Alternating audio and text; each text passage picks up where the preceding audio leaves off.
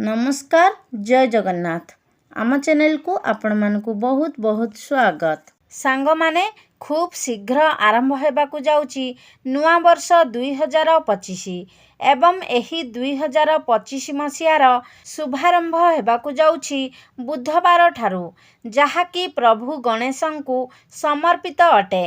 तेबे एही बुधवार रे जदि आपण दुबर एही चमत्कारी उपाय करिनियंती तेबे निश्चित भाबरे आपणक उपरे वर्ष सारा प्रभु गणेशंकर कृपा बनी रहिबो।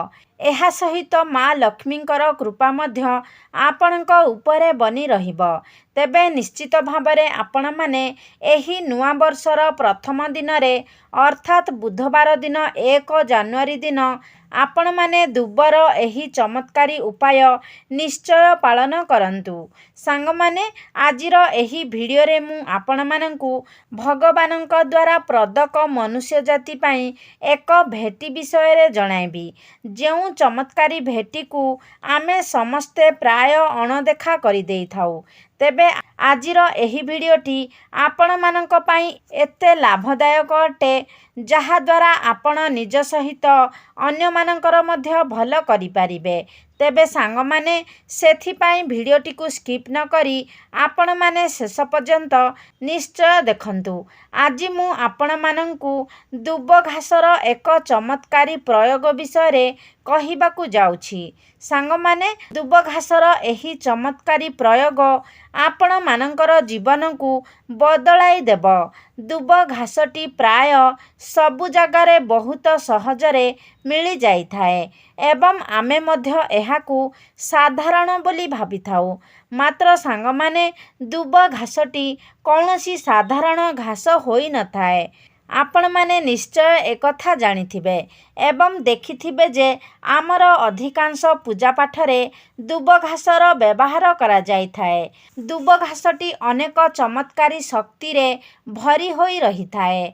दुब घासर चेररे स्वयं माँ गंगांकर बास होई थाए एवं एहार गुप्त रहस्य विषय रे बहुत कम लोक ही जानी थांती।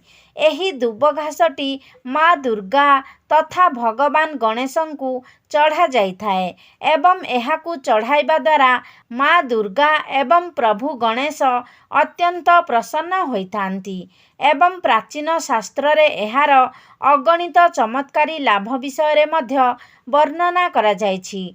तेबे से सबु मध्यरु आजि मु आपण मानंकु दुब घासर किछि आयुर्वेदिक किछि तांत्रिक एवं किछि धार्मिक प्रयोग विषय रे कहिबाकु जाउछि। ए सबु विषय रे जानिबा पाई आपण माने वीडियो को स्किप न करी शेष पर्यंत निश्चय देखंतु।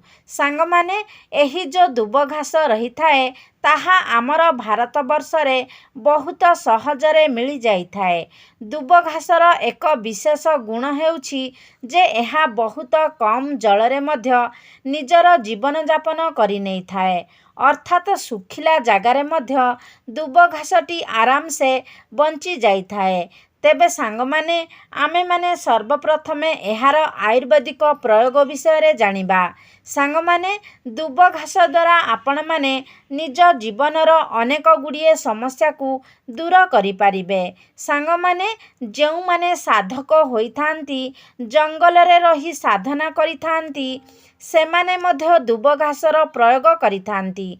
तेबे सांग माने जेउ माने साधना करि थांती सेमाने मास मास वर्ष वर्ष धरी साधना करि थांती एवं साधना करिबा समय रे सेमाने कौनसी भी खाद्य किंबा जल ग्रहण करि न थांती।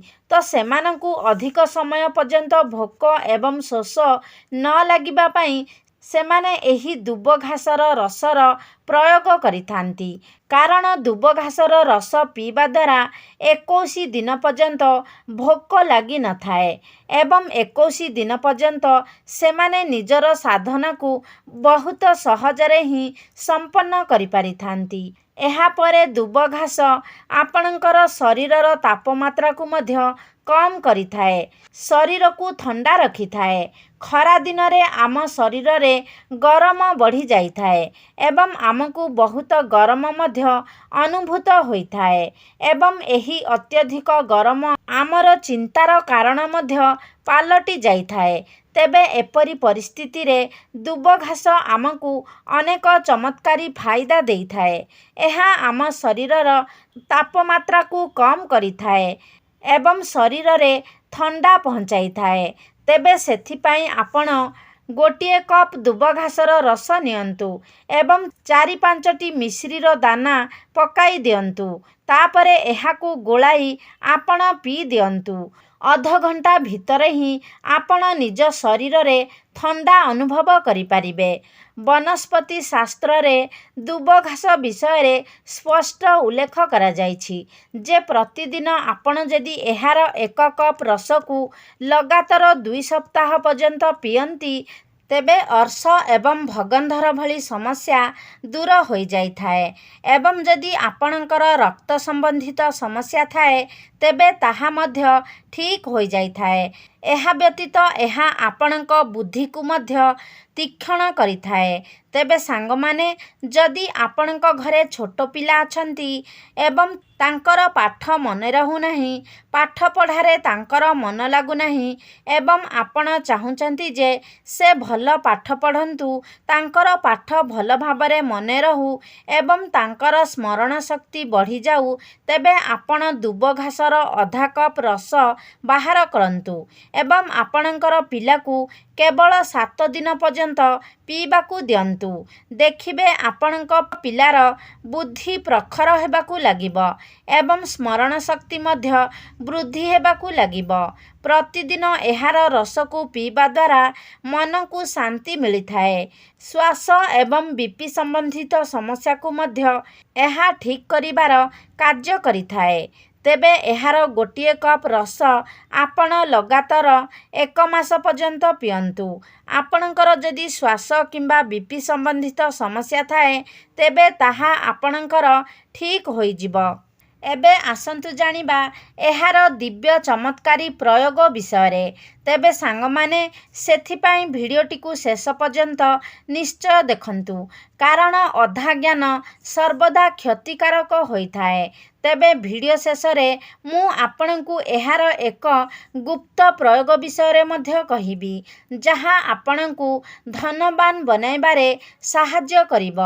ଆପଣଙ୍କ ଜୀବନରେ ଚାଲିଥିବା ସମସ୍ତ ଧନଜନିତ ସମସ୍ୟା ଦୂର ହୋଇଯାଇପାରିବ। ସାଙ୍ଗମାନେ, ଯଦି ଆପଣ ପ୍ରତ୍ୟେକ ଦିନ ଦୁବ ଗଛର ଚେରକୁ ପାଉଡର ବନାଇ ରଖି ତାହାକୁ ଆପଣ ତିଳକ କରି ନିଜ ମଥାରେ ପ୍ରତିଦିନ ଲଗାନ୍ତି, ତେବେ ଏହାଦ୍ୱାରା ଆପଣଙ୍କ ବୁଦ୍ଧି ସ୍ଥିର ହୋଇଥାଏ ଏବଂ ଆପଣଙ୍କର ସ୍ମରଣ ଶକ୍ତି ମଧ୍ୟ ବୃଦ୍ଧି ହୋଇଥାଏ। ଏପରିକି ଏହା ଆପଣଙ୍କର ଚେହେରାରେ ଚମକ ମଧ୍ୟ ଆଣିଥାଏ। ସାଙ୍ଗମାନେ, ଯଦି ଆପଣ ଦୁବ ଘାସକୁ ମା ଦୁର୍ଗା କିମ୍ବା ଭଗବାନ ଗଣେଶଙ୍କୁ ଅର୍ପଣ କରି ତାପରେ ସେହି ଦୁବକୁ ଆଣି ନିଜର ପର୍ସରେ ରଖନ୍ତି କିମ୍ବା ନିଜର ଧନ ରଖୁଥିବା ସ୍ଥାନରେ ରଖନ୍ତି, ତେବେ ଏହାଦ୍ୱାରା ଆପଣଙ୍କ ଗୃହରେ ଧନର ବୃଦ୍ଧି ହୋଇଥାଏ ଏବଂ ଅଯଥା ଖର୍ଚ୍ଚ ମଧ୍ୟ କମିଯାଇଥାଏ। ଆପଣଙ୍କୁ ଆକସ୍ମିକ ଧନ ପ୍ରାପ୍ତି ହୋଇଥାଏ। ଆପଣଙ୍କ ଗୃହକୁ ଧନ ଆସିବାର ଅନେକ ଗୁଡ଼ିଏ ମାର୍ଗ ଖୋଲି ଯାଇଥାଏ। ସାଙ୍ଗମାନେ, ଦୁବ ଘାସଟିକୁ ସାକ୍ଷାତ୍ ମା ଦୁର୍ଗାଙ୍କର ସ୍ୱରୂପ ବୋଲି ମାନାଯାଇଥାଏ। ଏହା କୌଣସି ସାଧାରଣ ଘାସ ନୁହେଁ। ଏହାର ମୂଳରେ ସ୍ୱୟଂ ଗଙ୍ଗାମାତା ବାସ କରିଥାନ୍ତି। ସେଥିପାଇଁ ଦୁବ ଘାସକୁ ବହୁତ ପବିତ୍ର ବୋଲି ମାନାଯାଇଥାଏ। ଏହା ଯେଉଁ ସ୍ଥାନରେ ଥାଏ, ସେହି ସ୍ଥାନକୁ ପବିତ୍ର ବନାଇ ଦେଇଥାଏ। ତେବେ ଏହା ଆପଣ ଭଗବାନଙ୍କୁ ଚଢ଼ାଇ ତାପରେ ନିଜ ପର୍ସରେ ନିଶ୍ଚୟ ରଖନ୍ତୁ। ଏହା ଆପଣଙ୍କର ଖର୍ଚ୍ଚକୁ ରୋକିବାର କାର୍ଯ୍ୟ କରିଥାଏ ଏବଂ ଆପଣଙ୍କ ଗୃହରେ ଧନର ବୃଦ୍ଧି କରିଥାଏ। ତେବେ ସାଙ୍ଗମାନେ, ଯଦି ଆପଣ ରବି ପୁଷ୍ୟ ନକ୍ଷତ୍ରରେ ଏହାର ଚେରକୁ ବାଟିକି ପିଅନ୍ତି, ତେବେ ଏହା ଆପଣଙ୍କ ଶରୀରରେ ଥିବା ଦିବ୍ୟ ଶକ୍ତିଗୁଡ଼ିକ ଜାଗ୍ରତ କରିଥାଏ। ନପୁରୁଷତାକୁ ଦୂର କରିବା ପାଇଁ ଏବଂ ସନ୍ତାନ ସୁଖ ପ୍ରାପ୍ତି କରିବା ପାଇଁ ମଧ୍ୟ ଏହାର ବ୍ୟବହାର କରାଯାଇଥାଏ। ସାଙ୍ଗମାନେ, ଯଦି ବାରମ୍ବାର ଗର୍ଭପାତ ହେଉଥାଏ, ତେବେ ଆପଣ ପ୍ରତିଦିନ ଏହାର ଅଧା କପ୍ ରସରେ ମିଶ୍ରି ମିଶାଇ ପିଅନ୍ତୁ ଏବଂ ଆପଣଙ୍କ ପତ୍ନୀଙ୍କର ଅଣ୍ଟାରେ ଦୁବ ଘାସର 5ଟି ଚେର ବାନ୍ଧି ରଖନ୍ତୁ।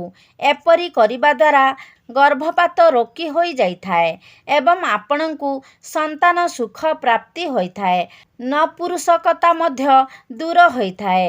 ଏପରି ମଧ୍ୟ କୁହାଯାଇଥାଏ ଯେ ଯଦି ଆପଣ ସପ୍ତାହରେ 2 ଥର ମଧ୍ୟ ଏହାର ରସକୁ ପିଇଥାନ୍ତି ତେବେ ଏହା ଆପଣଙ୍କ ଶରୀରକୁ ଅନେକ ଗୁଡ଼ିଏ ରୋଗରୁ ରକ୍ଷା କରିଥାଏ ଏବଂ ବୁଢ଼ାପା ମଧ୍ୟ ଆପଣଙ୍କ ମଧ୍ୟରେ ଶୀଘ୍ର ଆସିନଥାଏ।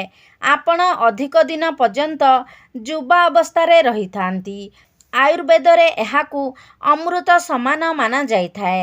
ଆପଣମାନେ ପୁରୁଣା ସମୟର ଲୋକମାନଙ୍କୁ ନିଶ୍ଚୟ ଦେଖିଥିବେ ଯେଉଁମାନେ କି 100 ବର୍ଷ ପର୍ଯ୍ୟନ୍ତ ନିରୋଗୀ ଏବଂ ସୁସ୍ଥ ଭାବରେ ବଞ୍ଚି ପାରୁଥିଲେ ଏବଂ 100 ବର୍ଷ ପର୍ଯ୍ୟନ୍ତ ମଧ୍ୟ ସେମାନଙ୍କ ମଧ୍ୟରେ ପାର୍ଥକ୍ୟ ଏତେ ଶୀଘ୍ର ଆସୁନଥିଲା, ଅର୍ଥାତ୍ ସେମାନେ ଅଧିକ ବୟସ ପର୍ଯ୍ୟନ୍ତ ସୁସ୍ଥ ଏବଂ ସୁନ୍ଦର ରହୁଥିଲେ। ଦୁବ ଘାସଟି କୌଣସି ସାଧାରଣ ଘାସ ନୁହେଁ, ଏହା ଚମତ୍କାରୀ ଶକ୍ତିର ଭଣ୍ଡାର ଅଟେ।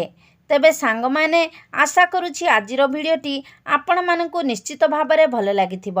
ଯଦି ଭଲ ଲାଗିଛି ତାହେଲେ ଲାଇକ୍ କରନ୍ତୁ, ସେୟାର କରନ୍ତୁ। ଆମ ଚ୍ୟାନେଲକୁ ଯଦି ସବସ୍କ୍ରାଇବ୍ କରିନାହାନ୍ତି ତାହେଲେ ସବସ୍କ୍ରାଇବ୍ କରିଦିଅନ୍ତୁ। ସର୍ବେ ଭବନ୍ତୁ ସୁଖିନଃ। ଧନ୍ୟବାଦ।